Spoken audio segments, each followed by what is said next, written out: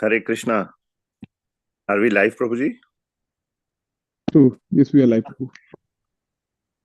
We have the wonderful fortune of having His Grace Kishore Prabhu among us today. So he was a core part of our congregation for many years, ever since I came to Portland, or I think we came to Portland at the same time. When did you come to Portland, Prabhuji? 2005. Okay. I came in 2004. So yeah, almost the same time. And Prabhuji was a very core part of the congregation. He was conducting a lot of programs, used to give classes, wonderful kirtans, and was a very inspiring figure for the temple. And when did you leave Portland, Prabhuji? Around 2013. 13, yeah, just before we moved to the new temple. So for 8 or 9 years, Prabhuji was in Portland and helped to grow the congregation very nicely. So Prabhuji is visiting Portland these days, and he kindly agreed to share some Bhagavad Katha with all of us. So yeah, Prabhuji lives in Bangalore these days. His good wife Champakrata Mataji is also engaged in so many services, and he has 2 wonderful children, Vrajpriya and Rasanand, and they're being wonderfully. They have been growing up in Krishna consciousness.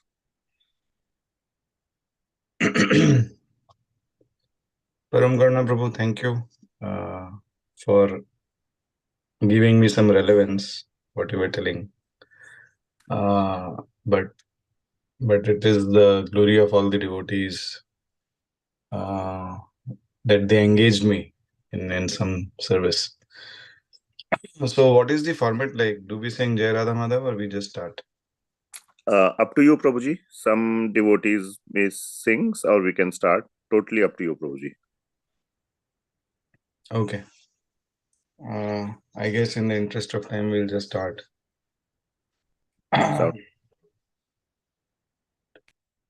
Om Namo Bhagavate Vasudevaya. Om Namo Bhagavate Vasudevaya.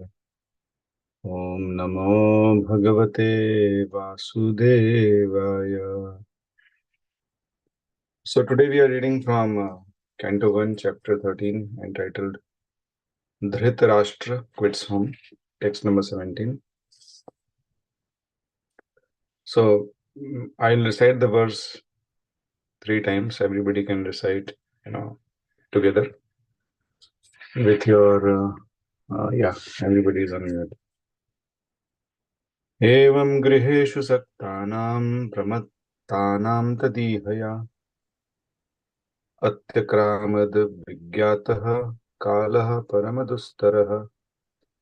Evam griheshu saktanam pramattanam tadihaya atyakramad vigyatah kalah paramadustarah.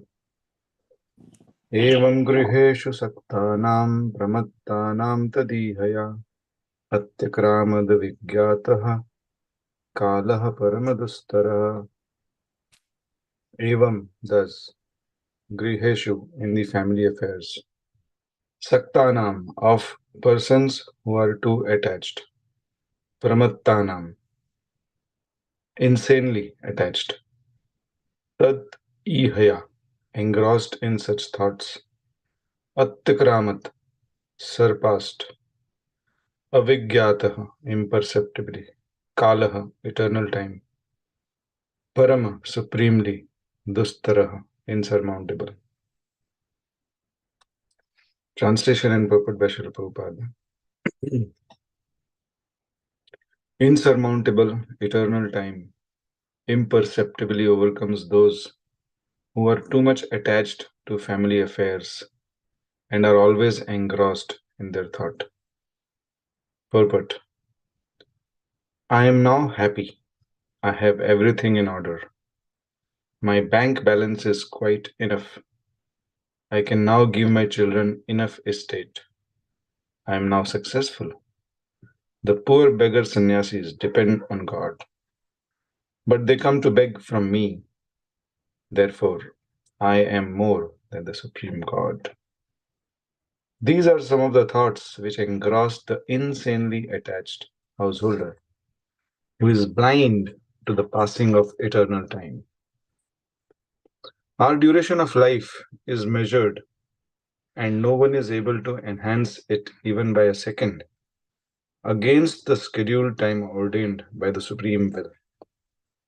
Such valuable time, especially for the human being, should be cautiously spent because even a second passed away imperceptibly cannot be replaced, even in exchange for thousands of gold coins amassed by hard labor.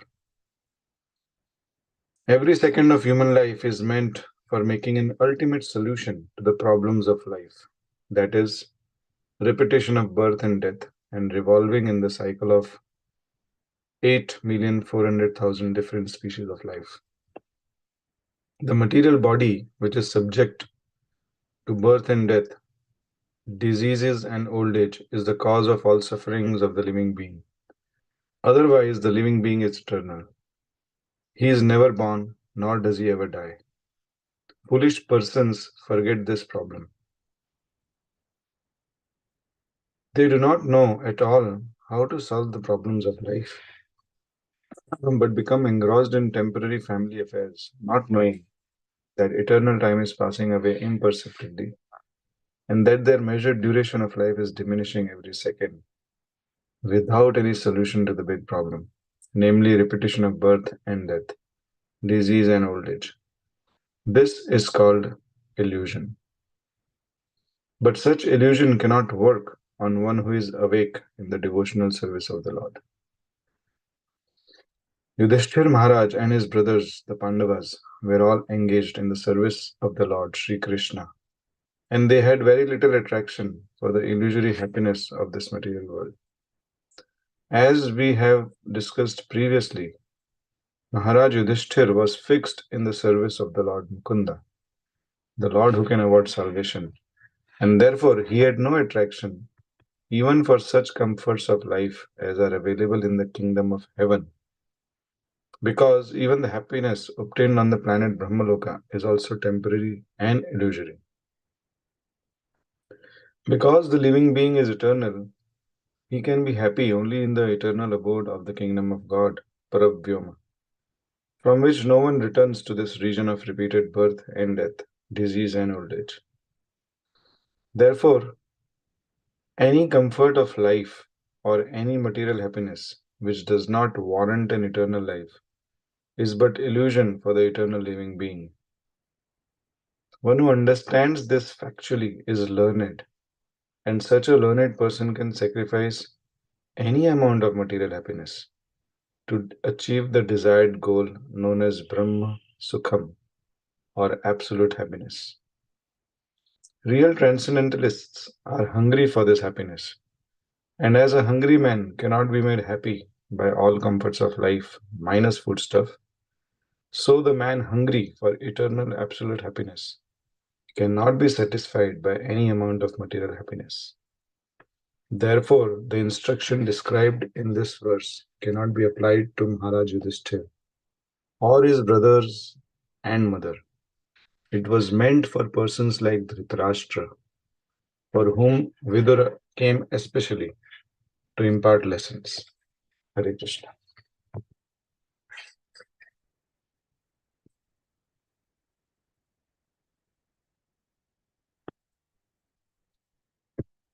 Om Ajnanatimirandhasya Jnananjanashalakaya Chakshurunmitam Yena Tasmai Shri Gurave Namaha. Shri Chaitanya Manobhishtam Sthapitam Yena Bhutale Swayam Rupa Kadamahyam Dadati Svapadantikam.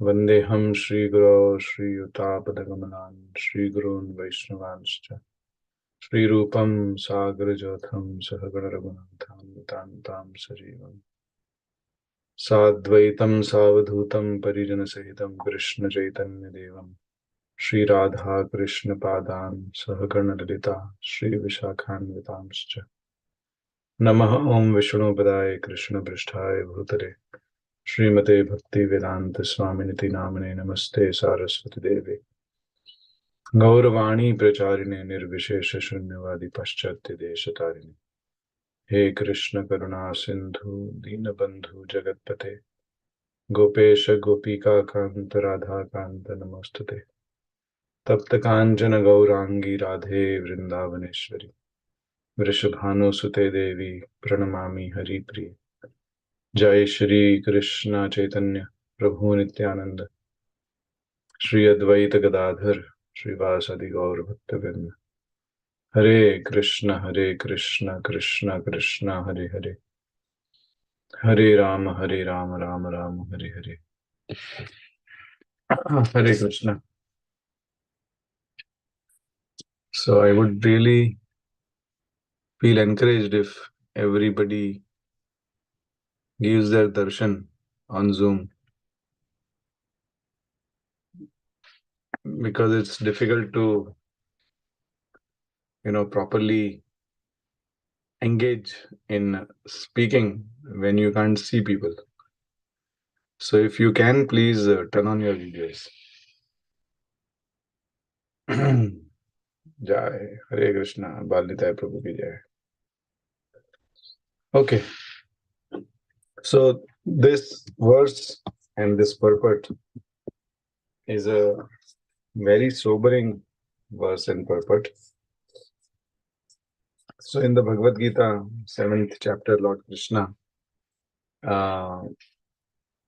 talks about how Manushyanam Sahasreshu Kaschit Yatati Siddhet, that out of hundreds and thousands of human beings, very few try for perfection.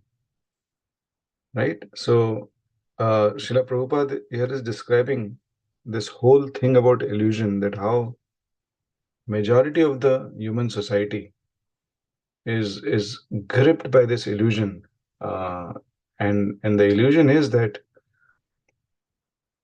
I am this body, and taking care of the needs of the body and the needs of the extensions of the body, which is primarily the family life, or beyond that, taking care of the community, nation, right? Srila Prabhupada says that need is the sole purpose of life, and a person spends the entire duration of life in primarily just taking care of those. Now, if we look at the varnashram system, the way it is set up, life is divided in 4 parts. You have 1/4 as brahmachari, 1/4 as grahastha, and then 1/4 is vanaprastha, and the last 1/4 is sannyas. Now, if you see 3/4 of the life of a human being, a proper cultured, civilized human being who follows varnashram, that life, 3/4 of it is dedicated to activities which don't illusion you, right? So as a brahmachari, a person is studying under the spiritual master. He has vows of celibacy, and if he is courageous and confident, and has that fire of continuing, then he can actually just continue as a brahmachari. For those who cannot, then they go to the grahastha ashram, but that time spent in that ashram is only 1/4, right? Because they are supposed to, at the age of 50, move out into vanaprastha, where again you are not engaging in the activities of illusion. You are actually trying to disassociate from that illusion. And as a sannyasi, you are completely then dependent on the Lord, right? So if you see the way Krishna is organized, even the residents in this material world is that my kids, they shouldn't get illusioned by this place. So of course, Kali Yuga is, without any uh, law, right? In one sense, there is no law that we follow, the laws of God. So we don't even know. Like, people just spend their time um, in so much, false pursuit, right? Right from the beginning of the as a child, the child is born, and uh, everybody is very happy that the child has come. And as the child grows, there is so much of happiness. And Prahlad Maharaj describes that the parents become so much attached to the broken words that a child speaks, and I'm sure everybody has experienced that. How the child's innocence, it just pulls out our heart, right? We just want to do anything and everything to make the child happy. And then the child grows, they become toddlers, and they enter into start walking, and slowly they will basically grow, become teenagers. Now, if the child, the son or daughter, becomes a person full of good qualities, obedient, um, very good mannered, right? Then that attachment of the parents will actually increase multifold to the child, right? And it is very difficult to give up that thing. So in the case of Daksha, there is this story where he had children. First, he created 10,000 children, and then 1,000, and they were all very nice people, full of good qualities. And Narad Muni just basically said, no need to engage in this illusion of family life. Just go. And Daksha was so mad. So the point is, our tendency is that we become attached in the world of temporariness. So, and this attachment and aversion, either we become very attached or either we become very averse to things. Both are actually same in one sense. The more you are averse to something, it actually shows that there is an attachment somewhere. So this whole the principle of illusion, the way it works is, it makes us forgetful actually of who we actually really are, right? So Srila Prabhupada describes that illusion means that which is not. Correct. Now, if we self-reflect, correct, everything in our life, everything, right from our, uh, our property, like from a gross level, like from a dravya perspective, which you can see, touch, smell, feel. Does that really belong to us? Right? Like even our bodies, does it really belong to us? So the one of the most important things that a person really works is to basically increase their wealth. Hmm? Most of our times actually goes into that, to basically have a stable, uh, stable, wealth proposition. And we want to basically first get stability, and then we want to increase it. So most of the people in the world, the Manushyanam Sahasreshu, right? So most of the people, they engage in the amassing wealth and increasing it, because they just want to enjoy life, right? They want to enjoy life. They want to give it for the families and maybe their community, etc. But when a person tries to come to spiritual life, right? So that's a grand illusion. What the normal people are doing. It's a very grand illusion, because at some point, either they will leave wealth or wealth will leave them. So usually, if you outlive your wealth, you may outlive your wealth, right? Means the wealth may be taken away from you. Or if you are alive and you still have wealth, you have to give it up at some point, right?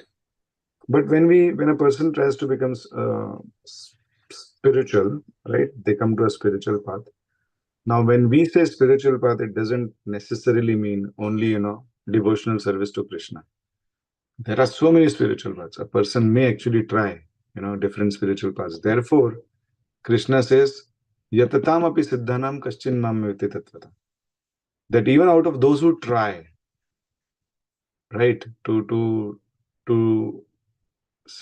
think something beyond this box of illusion, hardly anyone knows me in truth. So let's talk about ourselves. When we come to devotional service, in devotional service, we tend to get illusion actually, right? Because this concept of uh, me and I is very strong, right? It doesn't go away very easily because when we come to devotional service, the illusion is that, okay, I am such a good manager, or I'm a good kirtaniya, I have good knowledge of the scriptures, I can quote nicely, I can speak nicely, I can cook nicely, you know, and sometimes our prayers are also illusory in one sense. We may pray that, oh Krishna, let my bhakti vriksha grow multifold, right? Let my book distribution be the best. Let me do the best. So the whole point is we still tend to get illusion because in the center of our decision making, of our desires, still Krishna is not in place. It's us who is in the center because we are doing things for, in one sense, ourselves, right? So that's the illusion. I mean, it is a good illusion. It's at least better than just being completely uh, forgetful about who we are. It is still better. So there is less load on us in that sense. But ultimately, a person has to work towards what Vidurji is trying to tell. Now, see, if we see the life of Dhritarashtra, right? I mean, if a person, if if any person from person from time would meet Dhritarashtra and talk to him, Dhritarashtra was very intelligent, very resourceful person. He had knowledge of scriptures, correct? But his problem was he was very much attached to his comfort, right? He was attached not even to Duryodhan so much or his sons. His whole attachment was for his own bodily comfort and for his, egotistic comfort. The bodily comfort was because he was enjoying, even after the death of all his 100 sons, he was enjoying the hospitality of, Yudhishthir. And of course, his ego was smashed because he wanted to remain the king or at least the father of the king, right? So that was, that subtle attachment that he had. So we may think that, he was loving his son very much, but actually, no. Dhritarashtra was actually attached to his own sense gratification. And that's the typical, story of all the living entities. And unfortunately, we may also fall trap to that as practicing devotees. So one has to be very careful of, how we are taking decisions and what is our motivation and attitude. In the in the nectar of instruction, the introduction, I believe, of nectar of instruction, Srila Prabhupada says that one's advancement in devotional service, it depends on the attitude of a person, right? So it's something very internal, right? A person may be doing the same thing, correct? But attitude is something very internal. You and I will not be able to know that. I mean, it does, come out in the behavior of a person, in the way, in what they talk, in what they, when you are actually sharing with somebody, right? So you'll understand the thought process of that person. So then you can distinguish, okay, this person is actually, whether he is doing things, he or she is doing things for where, they are keeping themselves in the center, or they're actually keeping, the devotees and Krishna in the center. So that attitude is what we need to really build. And it really happens when we become a little thoughtful, right? Um, See, we are all after realization, correct? We say science of self-realization, right? Now, years ago, I had asked this question to His Holiness Radhanath Maharaj, that Krishna says, Janma karma cha me divyam evam yuvetti tatvata tyaktva deham punarjanma naiti mameti swargam. Krishna is saying, one who knows my transcendental nature, my birth and appearance, he doesn't have to come back, right? So I asked Maharaj, we know that Krishna was born of Devaki, Vasudev. He appeared as a Vishnu form. So we know about, Krishna's birth and activities. So what does this understand mean actually? Because it seems that we know, right? We know the stories. So Maharaj told, understanding means standing under a pure devotee. So that was something very revealing. Now, essentially, what it means is just externally getting information, externally, doing things, right? That is not sufficient. It is still a better level of existence. So right now, we actually start our devotional service, our spiritual journey from there. We want to be self-realized. We start with using the apparatus that Krishna has given, right? We engage our body, our senses, our mental and intellectual faculties to serve the Lord. Uh, but but as Bhakti Vinod Thakur says, a person may chant for millions of years the Hare Krishna Mahamantra and still be in this material world. Now, what is the distinction criteria that a person, by performing devotional service, actually goes back to Godhead? And you can go back to Godhead in staying here also. So that going is not in terms of physically, or the soul going there. That is one thing. But going back to Godhead happens here actually. So how do you distinguish? So that distinction happens when our activities and the service that we are doing, they're actually just meant for Krishna's satisfaction, or the satisfaction of devotees. That's the distinction criteria. That am I acting in a manner where actually I'm working for my own subtle puja, pratishtha, labh, right? Am I acting for that? Or I'm really wanting to, serve the Lord? Like, what is the barometer? So this actually only we can know. Nobody else can know, right? Only Krishna knows what is happening within our hearts. So therefore, uh, uh, Srila Prabhupada says that bhakti looks simple. It is simple. The process is simple. But following that process is very difficult, right? Bhakti is simple, but doing bhakti is difficult, because you are actually touching the core of the problem, right?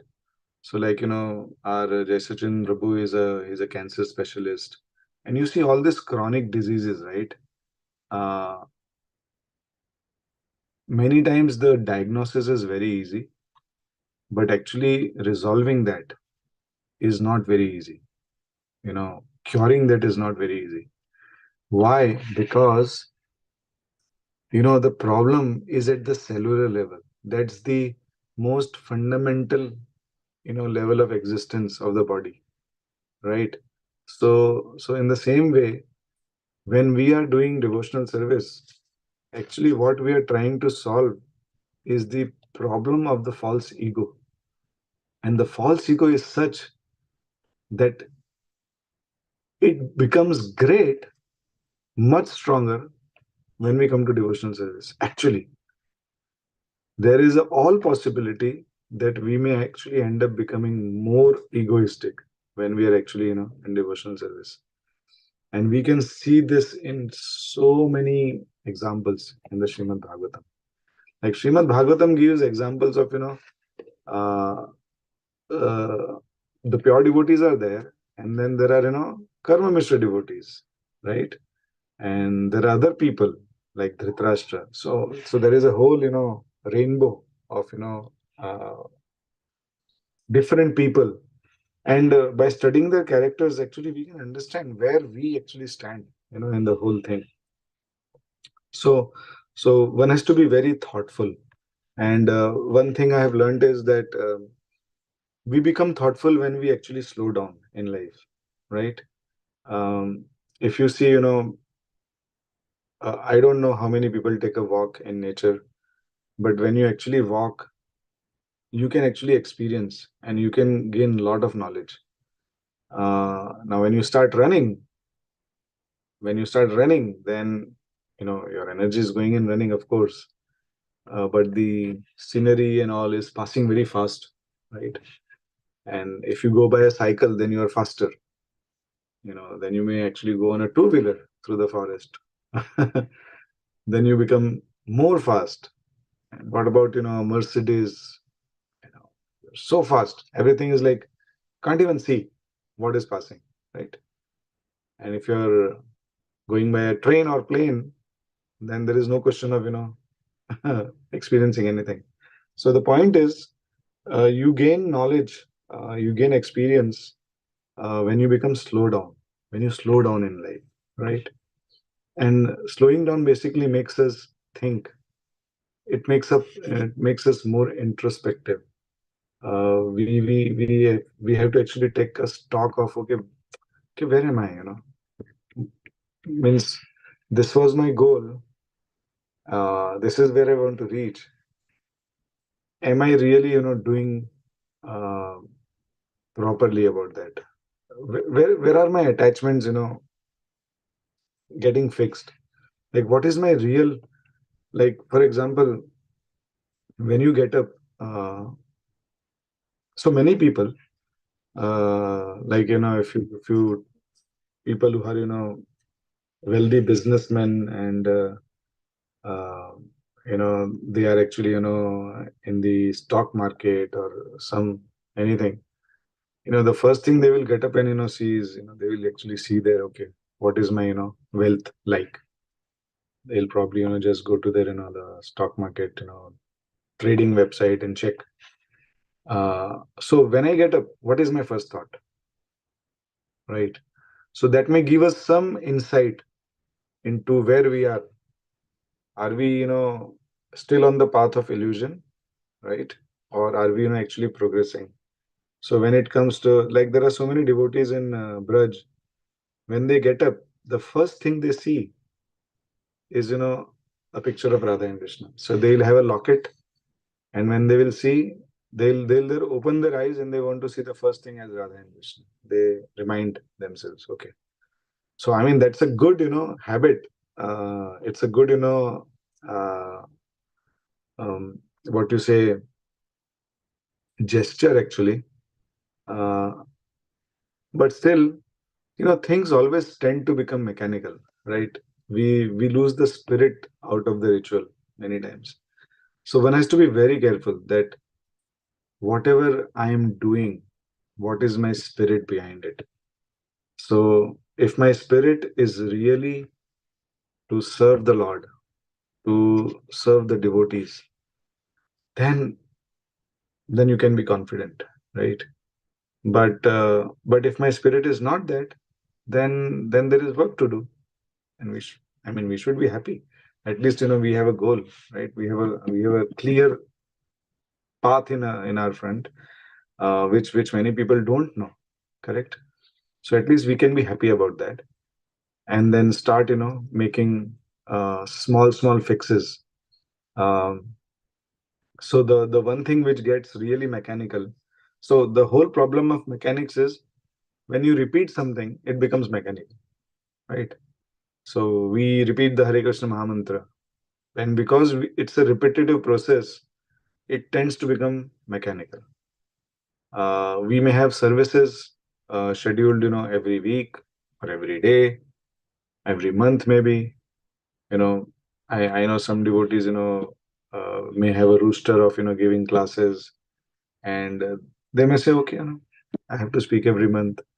So that thing of repetition, it may become mechanical actually.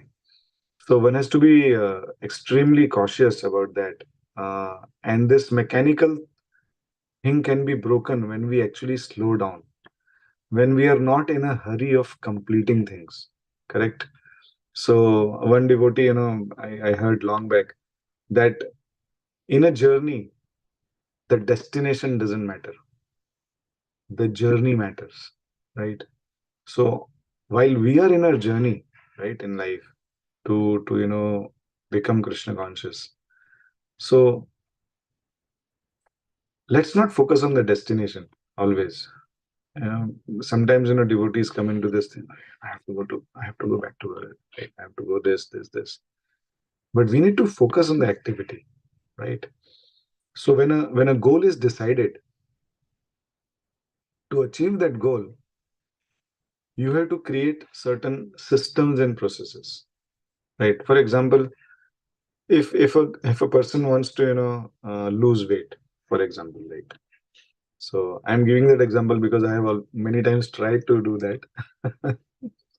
So once you decide that, okay, I'm this much, I want to come down to this much, and now there has to be certain tangible steps that you need to take. So you'll develop a plan. Okay, I need to make sure that I do this much workout. I reduce these foods from my lifestyle.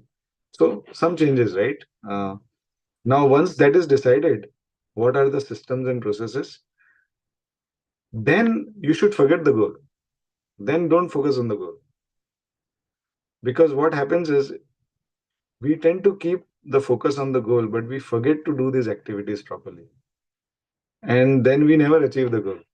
So in this can be applied to all phases of life, even in material life, right? You have a goal. Once you decide these processes and systems, then we just focus on those, the systems and processes. And believe me, that outlook really works amazing.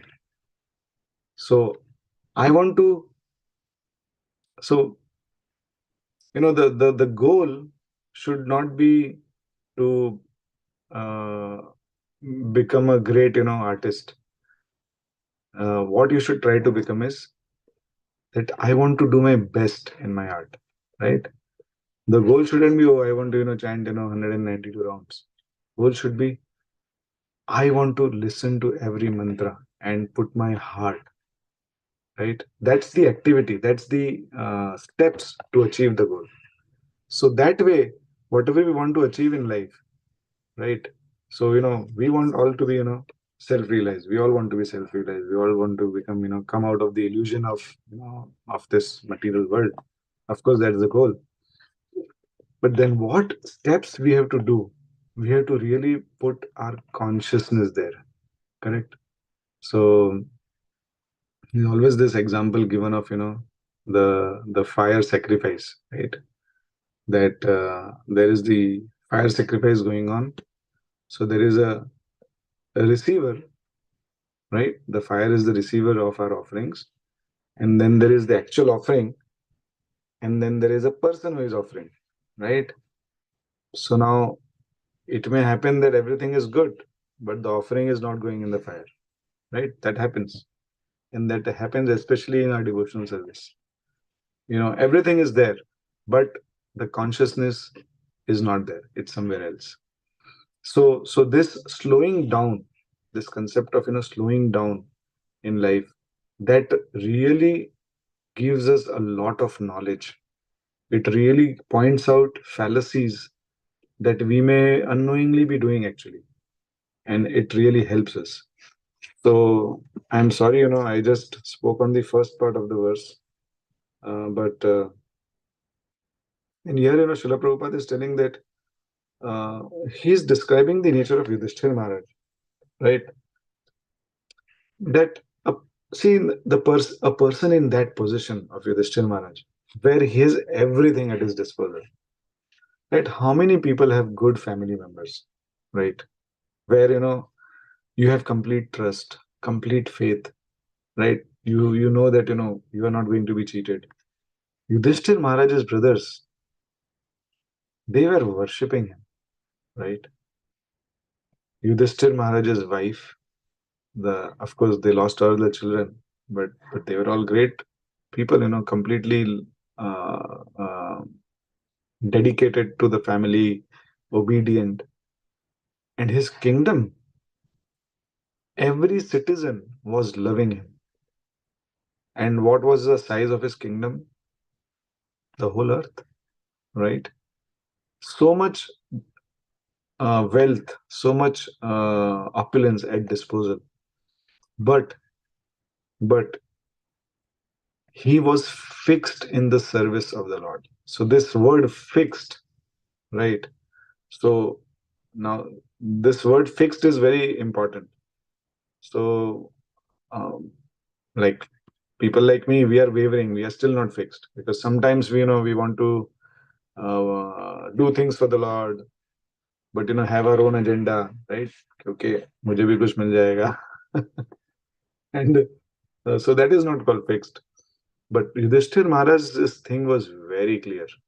Hey, whatever I am doing, my goal is to please Krishna, right? He removed himself from the center completely.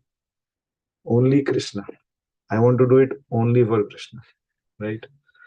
He was not thinking about his enjoyment also. Now, we actually, in order to attract people, when we are preaching, we say that, okay,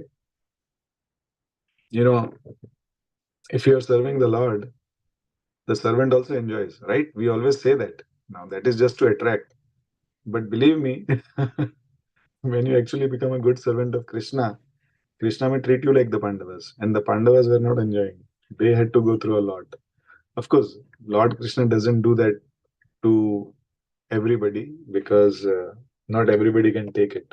He does it to his most intimate inner group, that kind of, tests. But the point is, slowly, we have to develop this desire to do things for Krishna and his devotees only. And when we come to that point, that is the point of, Brahma Sukham, right? Here, Srila Prabhupada, in the end, there are certain statements which are very extremely important. Because the living being is eternal, he can be happy only in the eternal abode of the kingdom of God, from which no one returns to this region of repeated birth and death, disease and old age. Therefore, any comfort of life or any material happiness which does not warrant an eternal life is but illusion for the eternal living being.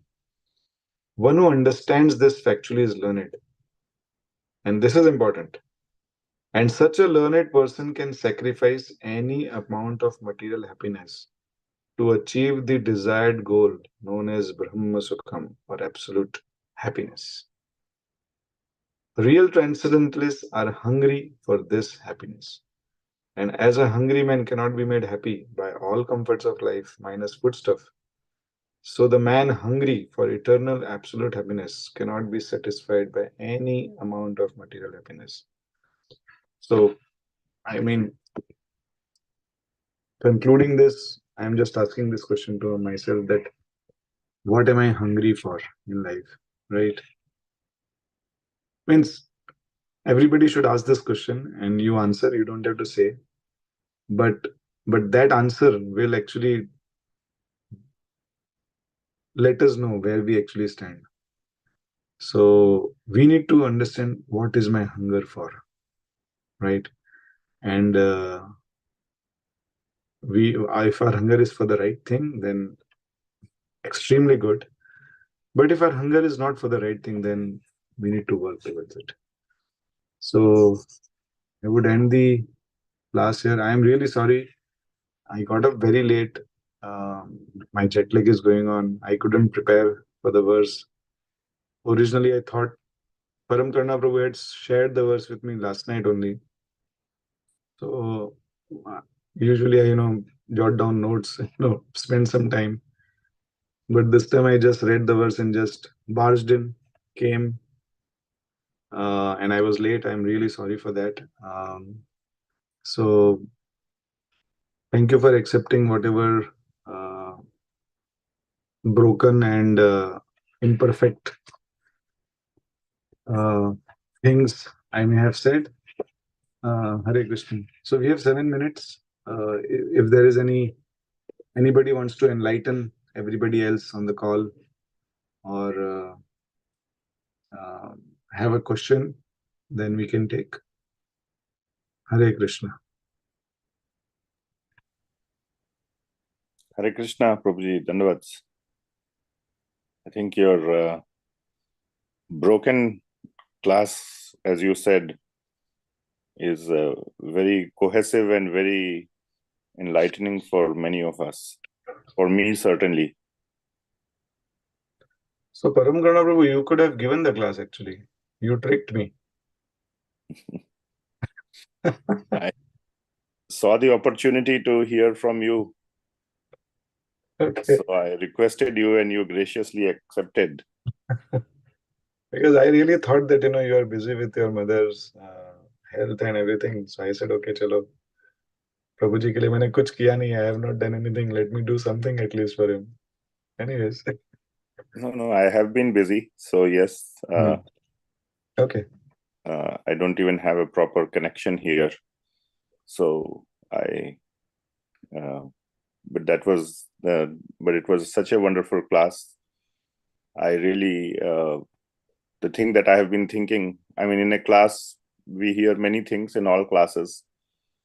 Something sticks to the mind, which creates thoughts or sort of the process of series of thoughts. I think what stuck in my mind was the one point you said, that even sometimes in devotional service, our false ego is pampered or is enhanced, and kind of externally or theoretically speaking, I feel like yes, I am doing devotional service from some time, and it is so true that even in this life, how the false ego is getting is really present. It's it's far from diminished. And the other point you mentioned was what are the first thoughts when we get up. It is such a nice thought or a nice point that we should think about, that if we want to diagnose our consciousness, that is such a wonderful tool that you shared. So these 2 points are very, very sweet and very wonderful takeaways for me. I will try to meditate or contemplate on these and work on these. So I'm already feeling very thankful that I requested you to give the class, and I am taking away a lot of value from it. Hare Krishna. Please pray that I can also take value. It's easy to speak. Thank you for your encouragement, Prabhuji.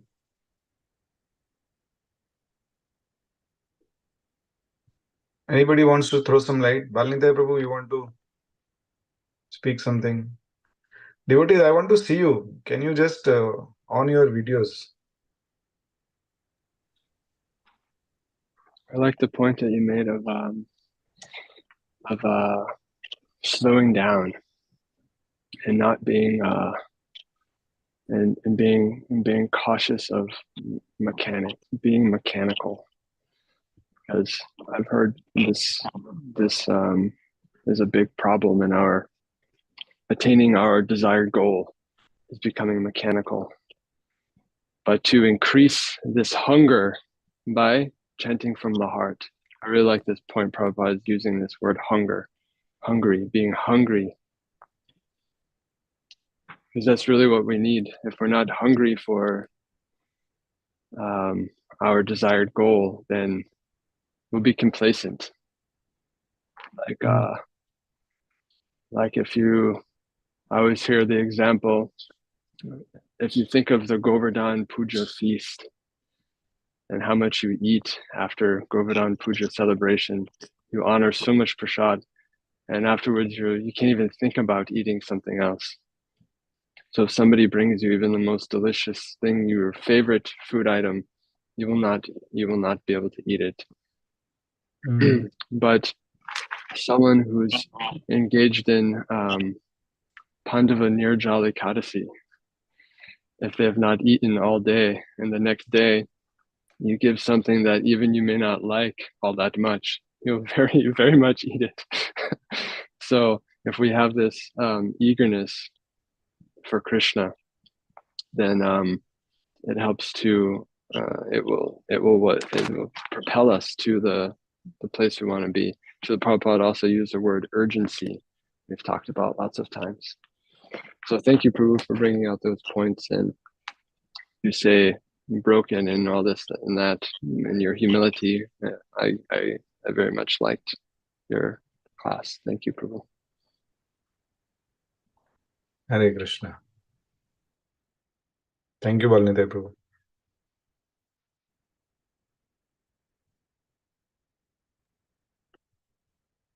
So, okay, should we end?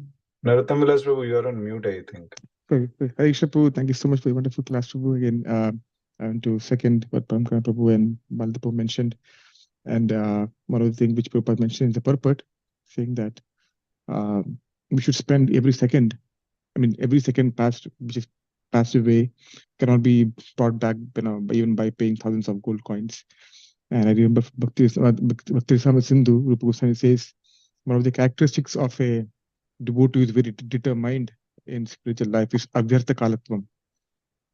Does not waste a single in serving Krishna. And I think Prabhupada has amply, very beautifully put that in a lucid way. At least I can see for myself how much time I waste, even though I know what I'm supposed to do, but being lazy, so many problems. I still, I feel this. If you didn't know something and didn't do it, that's one thing. But even if you know what to do, what the goal is, and still doesn't do anything, that is even more problematic and pathetic too, I think. So that's my case. So I think this is as you mentioned, the very start of the class, a sobering purport, a sobering verse. And this is for me, at least, I think it was the right time coming for me in my life. I need to be more determined in doing and not wasting the time. At least may not be to the degree of mentioning, at least right now. But as I mentioned, we have to ask what is the right thing. If we don't do the right thing, we don't think what is right for me, it won't happen in the first place. So thanks, Prabhu, for such a wonderful class. Really appreciate Prabhu. Thank you, Prabhu. Hare Krishna. Okay, so Param Karuna Prabhu, I think it's 9:01. Any other devotees have anything to share? If not, Hi Krishna. Sorry, go ahead, Mataji, please.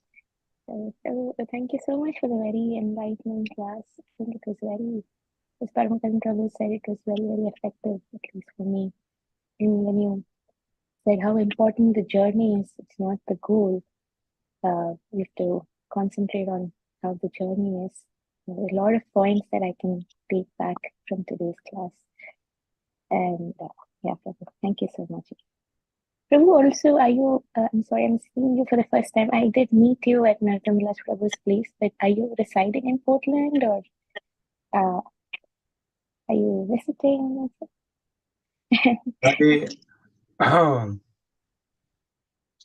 So my body is in Bangalore, Oh, but mind is many places. One place is Portland. the, We live in Bangalore. We used to live in Portland for a long time. before, okay, Yeah. So we are in Bangalore now. I'm just visiting for work. very nice to see you, Prabhu. Hare Krishna. Thank you. Hi Krishna Prabhu, I really appreciate and I really like that point where you mentioned about how it's easy to get things mechanical when we constantly repeat. I don't know how often other devotees feel like that, but many times I feel, oh, I set some schedule. Hey, I have to do this by this time. I rush into that mode of getting things completed. So the journey is a sort of mess. Like that point is really amazing. The time passes by, but not much is done. It's like a waste of time. Thank you so much. Thank you.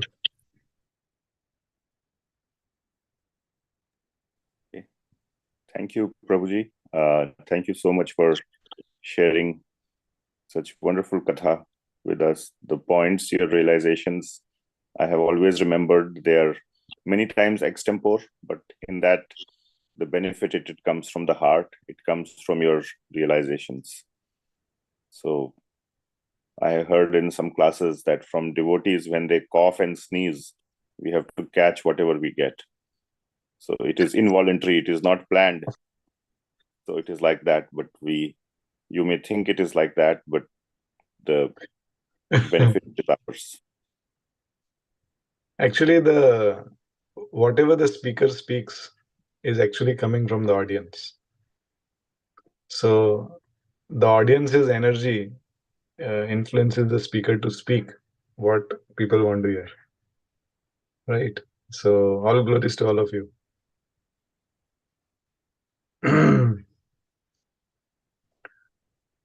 Hare Krishna. Thank you so much. So let's meet during the Sunday feast today, if you are coming. Okay, Hare Krishna.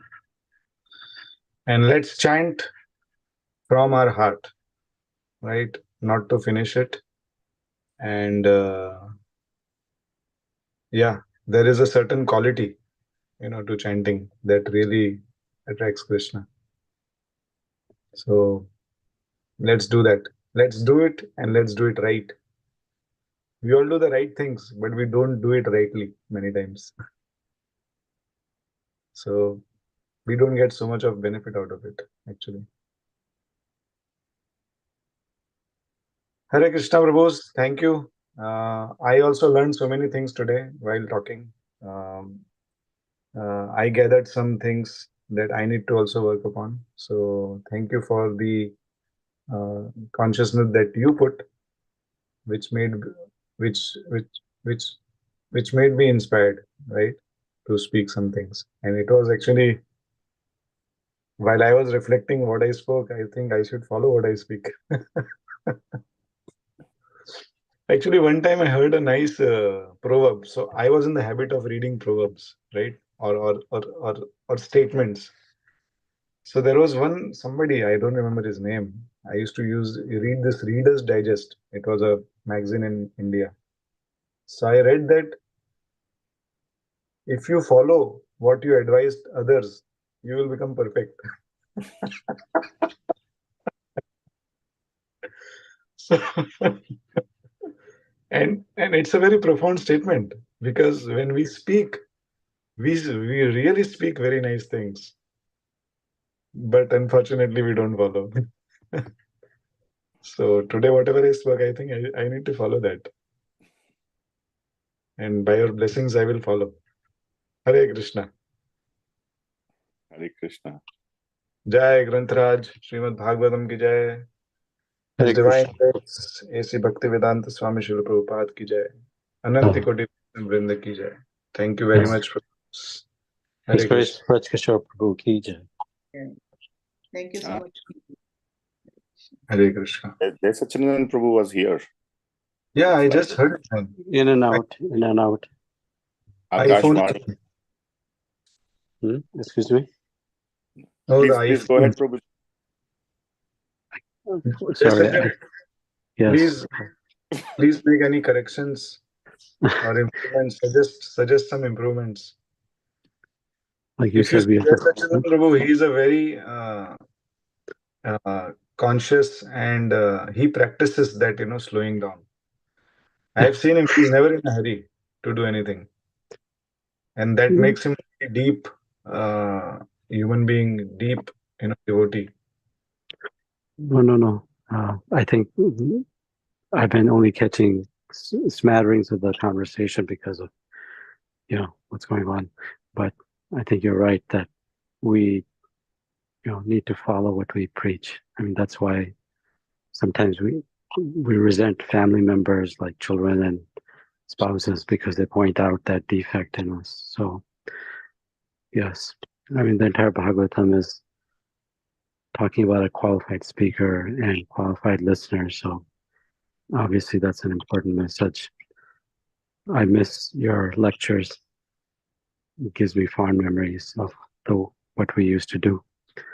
So thank you for taking the time and doing Bhagavatam lectures for today. Okay. Thank you, Prabhu. Thank you. Okay. Should we go ahead and end at this point? Yes. Okay. Okay, Prabhus. Hare Krishna. Hare Krishna. And Chapapatrubyascha Kaposandabhyevacha Patitanam Pavanabhyo Vaishnavyo Namo Namo. Hare Bol.